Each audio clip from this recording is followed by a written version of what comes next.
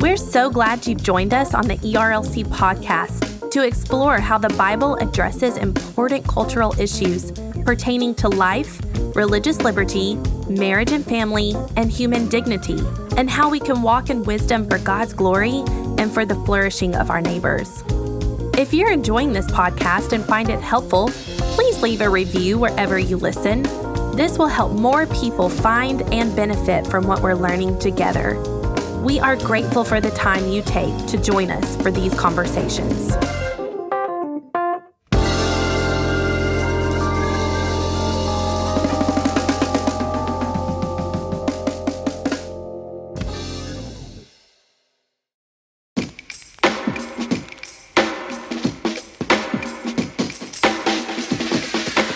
Welcome to the ERLC podcast, where our goal is to help you think biblically about today's cultural issues. I'm Rashawn Frost, and today we're talking about assisted reproductive technologies.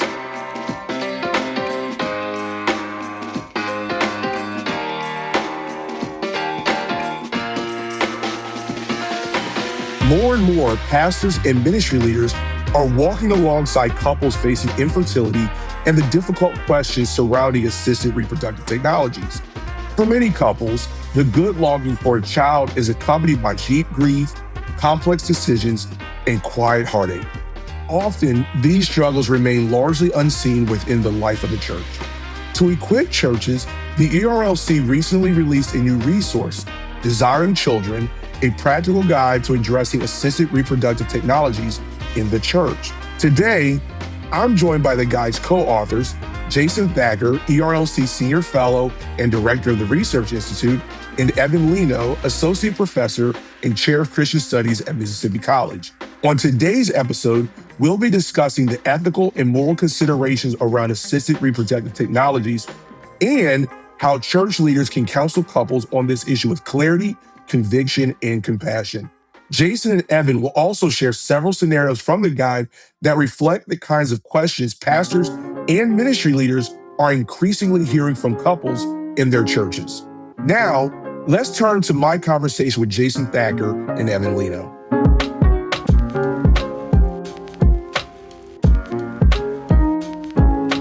All right, so I am here with Drs. Jason Thacker and Evan Leno, and they are the principal authors of the actually newly released church guide on assisted reproductive technologies. If you guys can just briefly introduce yourselves, starting with you, Jason, just tell everyone a little bit about yourself. Yeah, my name is Jason Thacker. I serve as a senior fellow in bioethics here at the Ethics and Religious Liberty Commission and also oversee our research institute. I also teach ethics and philosophy at Southern Seminary and Boyce College in Louisville, Kentucky. I'm Evan Leno. I'm associate professor and chair of Christian Studies at Mississippi College in Clinton, Mississippi. I also oversee the New Orleans Baptist Theological Seminary Extension Center that meets on our campus. And I teach ethics, philosophy, theology in those programs, and a member at Morrison Heights Baptist here in Clinton as well. Thanks for joining us, guys. And so, it's interesting as we talk about the guide that we just released, you guys also wrote a white paper kind of leading into this church guide. And so why is the topic of assisted reproductive technologies relevant for churches today? Yeah, I would say first and foremost, it's long been relevant. This isn't a new issue per se. Southern Baptists especially have been talking about these things, writing on these things. Even the ERLC has been publishing many materials for churches for decades on a lot of these technologies, but the technologies are changing. There's quite an innovative pace, and especially about the ways that these technologies are being spoken of today in the public square. We want to come alongside churches and especially alongside pastors to equip them, because whether you know it or not, there are countless couples in our local churches who are struggling with infertility and wondering, they have this godly desire for biological children and are being told by many to say, well, you should do this or do this and this. And it seems very overwhelming, especially when you're sitting in one of these clinician offices and not really sure what to do per se. And so that's kind of the heartbeat behind the work in general. And one of the things I'm really glad that Evan could join together on, because to kind of put two heads together to think through these things and to do so to equip the local church for the ministry that God's called her, to encourage ministry leaders and pastors to come alongside these couples as they grieve, and also to give them hope in the midst of their loss, in the midst of the pain and suffering that they're facing, and then help them to think through kind of the moral aspects of a lot of these reproductive technologies, because they're not all the same. And we need to be thinking through them, especially through that lens of the sanctity of life. And I think another piece of that as well is as we think through issues related to infertility, this is a situation where if we go back 20, 25 years, people didn't talk about it as much. If they were struggling with infertility, they weren't having open conversations about it. But that's shifted in our culture, and within the culture in the church, people are more open and talking about it. And so as a result, we have more open conversations about the reproductive technologies that are constantly evolving and advancing. And so for that reason, we need to have conversations within the church. We need to be prepared as pastors and ministry leaders to come alongside and disciple the people in our congregations to help them think through this biblically. And so as we think through it biblically and as we think through it ethically, what are the ethical considerations that Christians should consider when thinking about ARTs, infertility, and the like, and their relationship with one another? What are the frameworks and the categories that we should be using in thinking about these things? Both in the white paper that we were able to write and in this church guide, we try to lay out several theological principles that kind of guide how we should think about this. And everything starts with the image of God. Bring this back to Genesis 1:26 and 27, where we see God creating mankind in his image. And so that's where we begin. And so that image of God theological principle applies not just to the child who is the product of procreation, but also to the individuals taking part in the reproductive technology. And so we begin with that. We also think through the sanctity of human life, which is going to play into the conversation there as well. We also have to recognize that there's also the sanctity of the marital bond. That's perhaps the theological principle that sometimes gets lost in the conversation, especially when we start thinking about the introduction of third-party donor gametes, donor sperm or eggs. And so we have to think about the sanctity of the marital bond. Also, we need to have a very godly and biblical perspective on children as a blessing from the Lord, from Psalm 127. And then the last thing we don't want to forget, it's not an add-on, it's really kind of the bookend with the image of God, is God's sovereignty over the procreative process. I think sometimes we get wrapped up into these conversations about assisted reproductive technologies and forget that God is sovereign and God is the one who opens and closes the womb. And so we need to lay out those theological principles in a way that speak to how we should think about this particular issue. And just as Evan said, that last principle about the sovereignty of God not just applies to the sovereignty of God over the procreative process, but also it's a deep comfort and hope to those struggling with infertility. And because often, especially when you're struggling with infertility, and my family knows this, is that you feel isolated, you feel lonely, you may even feel abandoned, you may feel like something's wrong with me, or I'm not good enough, or God's upset with me or angry with me. And when you have that gospel lens of understanding who God is and what he's done for us through the personal work of Christ, it can help reframe that conversation and say, you're not actually alone. If you're in Christ, the Holy Spirit, the third member of the Trinity, dwells in you and he is with you. You are not alone. You are not isolated. But also he has created the church as a community to come alongside you. And I think often, especially pastors and ministry leaders, can feel quite overwhelmed. Many of us, when we have type of a seminary training or a Bible college training or theological education, you may have a single ethics course, maybe two at the most. And in that course, you may have a single class or a single lecture at times on assisted reproductive technologies. And so what happens, though, is you face that, you're sitting in a counseling room and you're not really sure what to say and what to do, is being reminded of the sovereignty and the goodness of God, that his word is sufficient for us to navigate these challenges. And I think that helps to reframe not only the pastoral conversation, but also for those struggling with infertility to know that God sees them, that he knows them, that he remembers them, especially amidst their pain and suffering, and has a good plan for them, even when it's hard to understand exactly what the Lord is doing.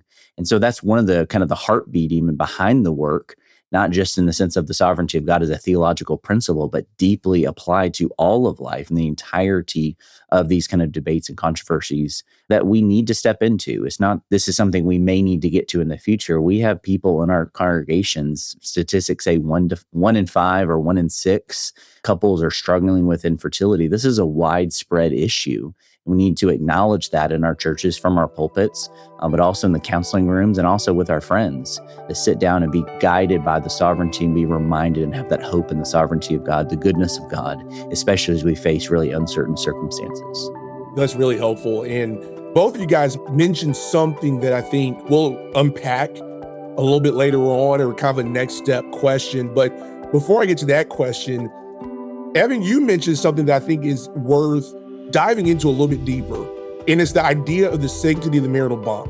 We understand that the desire to have children is a good and beautiful thing, a gift from God.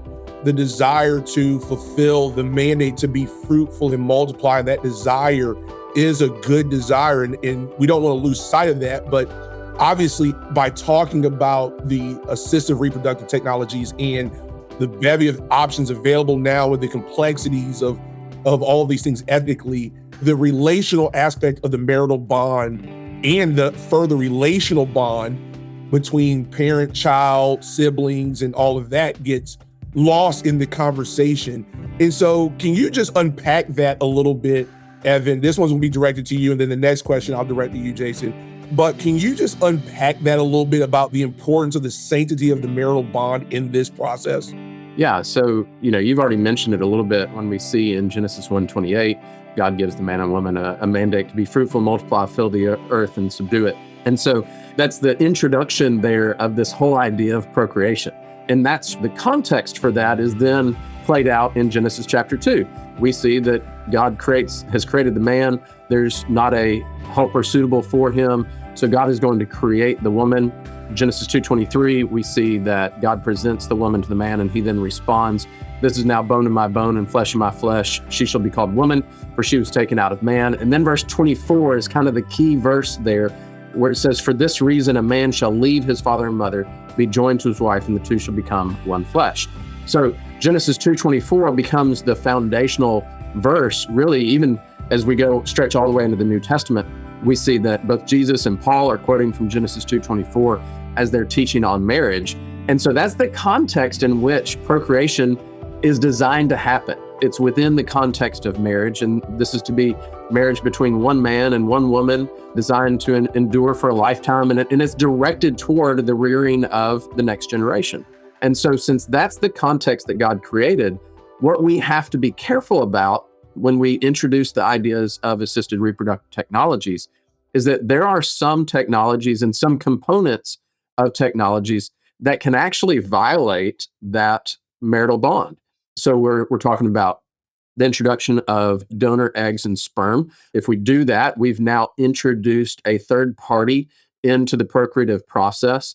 And so whether that's a donor sperm, and so now that the husband and the person who will be raising this child as the father is not actually biologically connected to that child. And it's done intentionally by the introduction of donor sperm. You go the opposite direction with donor eggs. And so then the mother potentially is not biologically connected, and you've introduced another person into the procreative process. Or you can even take both donor sperm and donor eggs. And so now we've introduced 2 extra people. And then lastly, you have the idea of surrogacy, which raises a whole nother set of questions where you may have the biological child of the mom and dad, but that child is now being carried by a surrogate who is going to carry that child for 9 months and then give that child up immediately after birth. And so all of those things, kind of pieces of the technological puzzle, run the risk of violating the marital bond. And so we see in Scripture this idea that God has designed marriage as one man and one woman.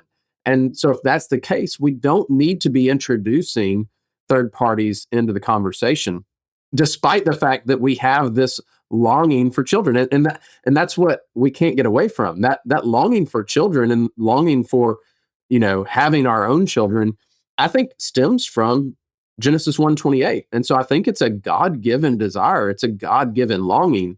We just have to be careful not to introduce violations of other things that God has deemed as sacred or important in order to accomplish something else. So in other words, it's not just a means to an end. We have to be concerned about both the means and the end and make sure that we're not violating God's principles related to the relationship between a husband and a wife. So moving along those lines, understand the complications of it. And Jason, you touched on it briefly. Knowing all the things that we're dealing with, all the complexities of it, and now both of you guys are in ministry, serving the local church. And I'm thinking about that pastor right now who has a couple who is just absolutely devastated that they're struggling with infertility and the desire, the longing to have children. They're sitting in front of that pastor. How can church leaders help counsel couples who are struggling with infertility? And how can this guide be a resource to provide categories and a trajectory of thought to help couples struggle through this? Yeah, it's not a one conversation type of thing. Counseling is going to be an ongoing thing. And I think first and foremost, pastor or ministry leader, if you have someone sitting in your office sharing these things, the first words out of my mouth are going to be, thank you for sharing that. This is such a deeply emotional and personal issue. It's an intimate issue. You don't often like to speak of these things, especially sometimes how we may unintentionally, even at the church at times, equate something like becoming a mom or a dad as a normal thing that everyone does. And then when you aren't able to have children, you think something's wrong with me, even though that's not actually what's being communicated. It often feels that way, and you can hear it in that lens. You think of a single person who longs to be married, and somebody says, well, why don't you just go ahead and get married? There's lots of nice young women and men. That can feel very painful. Similarly with children, especially on a Father's Day or a Mother's Day, but really throughout all of life and ministry throughout the calendar year. And so first and foremost, I'm just saying, thank you for sharing that. They didn't have to share that with you, but they chose to. They trust you. They're asking sometimes for counsel. But I would say the first thing, one, acknowledging that, and then two, letting them know that you're there and that you just continue to ask questions. I think that's one of the best things we can do right out of the gate. Think of James 1:19 and 20. It says that we are to be slow to speak, we're to be slow to anger and quick to listen. And then in verse 20, he tells you why. He says, because the anger of man does not produce the righteousness of God. And I think that idea of being slow to speak especially is important in this conversation, because they're not often looking for you just to tell them what to do.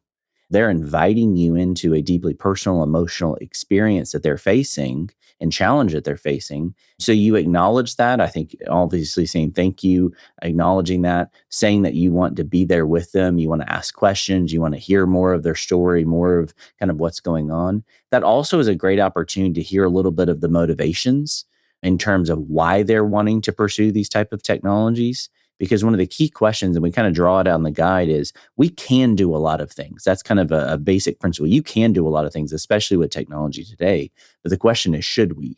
That slows us down to say, yeah, we can, but should we be doing this? Is this right? Is this good? Is this what we ought to be doing and align with the theological and ethical principles? That in itself is probably more than one conversation. That's multiple conversations just to understand the gravity of the challenge they're facing, the diagnosis that they're facing, and the options being laid before them. But on top of that, too, is to guide them through it. Because often when a couple who's facing infertility, and that language really matters, is a couple who's facing infertility, not an infertile couple. We need to be very clear on our language. When a couple is facing this type of challenge, they're often they're going through a lot of testing. It's deeply emotional. It's also really, really expensive. We need to be aware of that. Infertility costs are outrageous. And you sit in these clinics and they'll just kind of roll out all the options. And you're kind of like fire hydrant of information. I don't know what I'm supposed to do right now. And they're like, okay, so you can go home and think about this. So they often feel overwhelmed and need to process and speak through and talk through those things.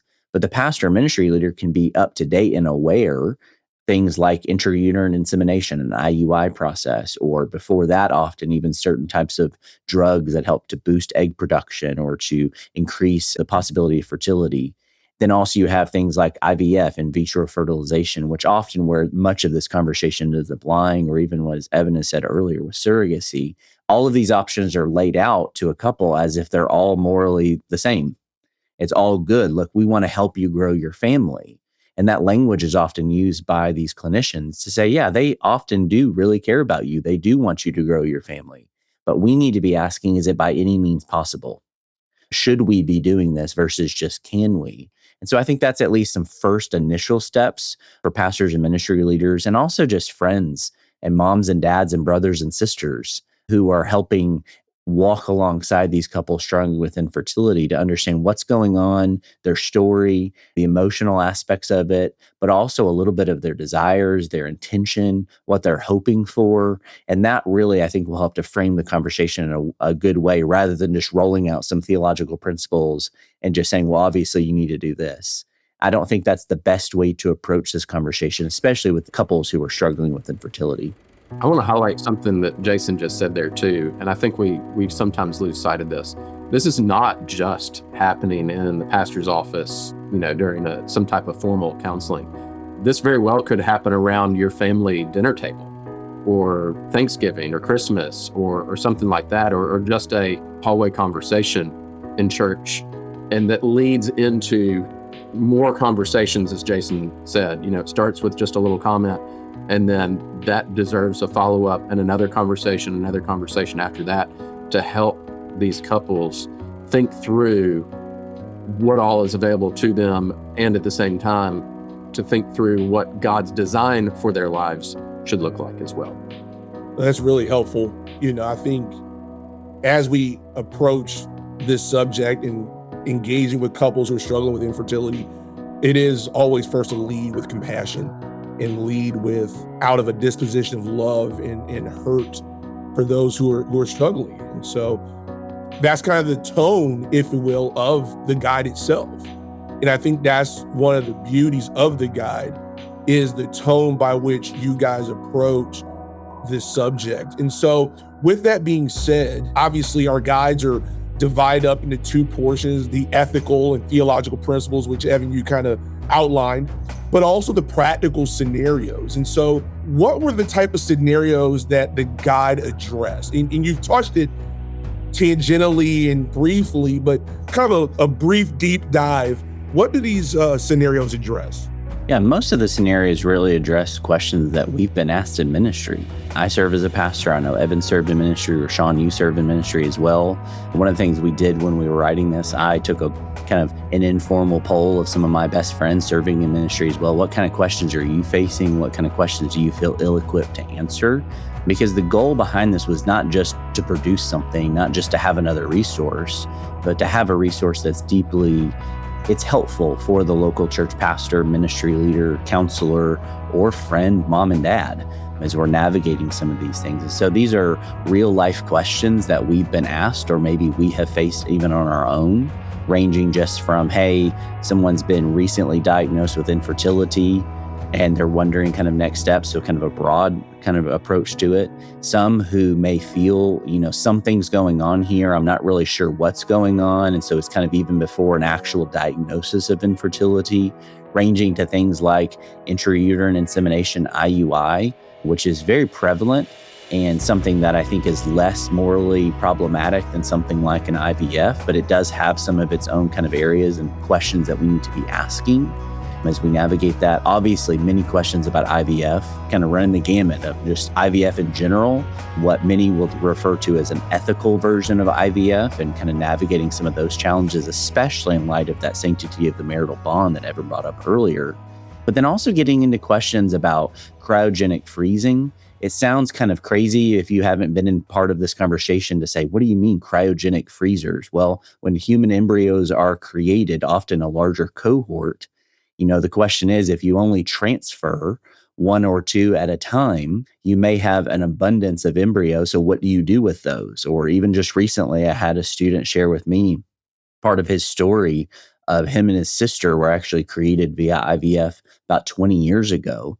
And his mom and dad actually had multiple other children. If you believe that life begins at fertilization, these are human lives, they're brothers and sisters. And they were in cryogenic freezing for a very long time. Or what happens about donation, about embryo adoption, some of those questions that are really prevalent now it's a good thing to go about embryo adoption, or the discarding of these children in terms of whether it's scientific experimentation or actually just discarding them in general. Then getting into questions of surrogacy. I mean, you can just imagine the gamut of kind of questions we're trying to address, partially because we want to start a conversation. This is not the end-all, be-all resource. It answers every single jot and tittle. It answers every question you could ever have. Our goal is to start the conversation that's already been happening, but to kind of be part of that conversation in the local church to equip pastors to go deeper, and then giving some additional resources after the scenarios to say, hey, if you want to go a little bit deeper, go here, here, and here, and continue this conversation as you seek to equip the saints for the ministry that they've been called to, whether that's in their personal lives or whether that's more in the church's life or even in that of the public square, to start this conversation early and often, because this is something it's widespread, not only in our churches and our community, but it's a conversation that we're having from anywhere from our local city council all the way up to the federal government. We need to be speaking about these things and be equipped to navigate them both with truth and grace. And those are never at odds with one another. We must speak bold, uncompromised truth, but also in a gracious, loving tone, just as our Lord and Savior did. Truth and grace, not either or. And I think that really matters as we frame up these conversations. We couldn't cover everything. Like, to cover every possible scenario, this guide probably would have been easily 2 or 3 times as long as it is now. But there was an attempt to try to address something related to almost every issue that we have identified as questions being asked, just as Jason said. These are real questions.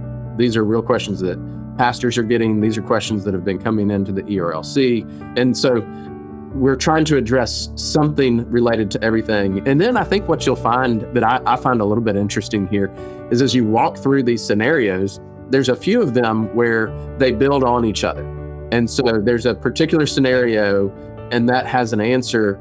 And then the next question actually comes back to that same exact scenario, but with a slight twist to it.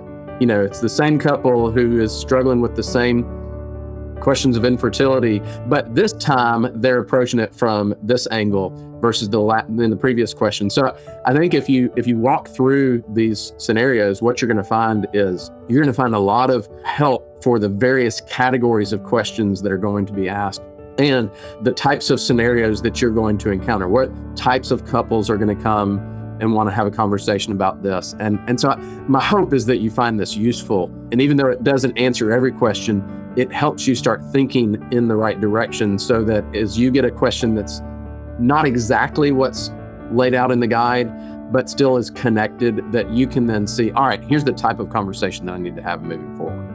Yeah, and to say one other thing on that too is this resource is designed to complement the other resources that the ERLC has produced and other resources that we have drawn from and benefited from.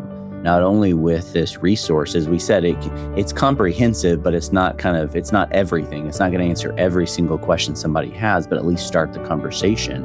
But even the white paper that Evan and I wrote prior to this, that in some sense kind of spawned this project itself, goes in a little bit deeper on some future ideas of kind of ART type of technologies that are kind of on the horizon or being thought about. And also the reality too is that some of what we address here, there are older forms of ARTs that we don't actually address kind of head on, partially because they're not as in use anymore. And I think that actually reminds us that we're dealing with technology and innovation, especially biomedical technologies, and it's shifting and changing every day in many ways, or at least it feels. That's such an intense pace of innovation. And so I think often ministry leaders, pastors, friends, moms and dads, brothers and sisters can feel completely and utterly overwhelmed when facing these type of challenges. And that's notwithstanding the couple themselves that are often feeling utterly overwhelmed and not really sure where to go. And so there's a kind of a complement of resources, not only in a guide like this, some books that we recommend, articles we recommend, the white paper itself, other ERLC resources, things like this podcast and others, as well as for those who are active in the public square, who may serve in government, who may serve kind of in a public policy kind of NGO type of mentality, to say, hey, we should be thinking about these things on that level as well.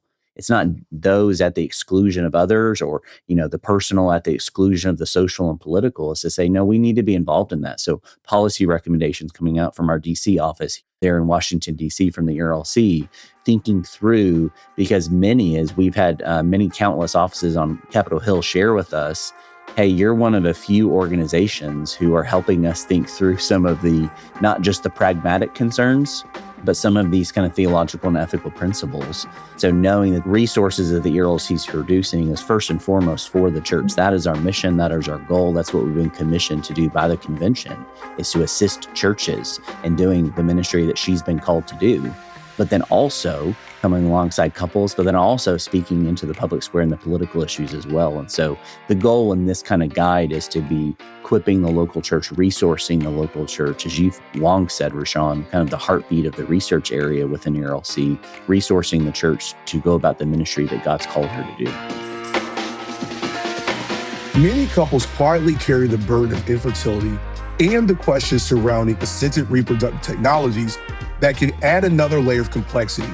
Our hope is that conversations like this help pastors and churches think carefully and compassionately about these issues with both biblical wisdom and pastoral care.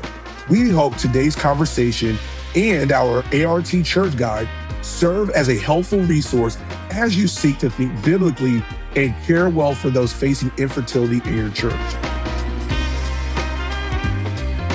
Thank you for listening to this episode of the ERLC podcast. Join us next time for another conversation on how to think biblically about today's cultural issues.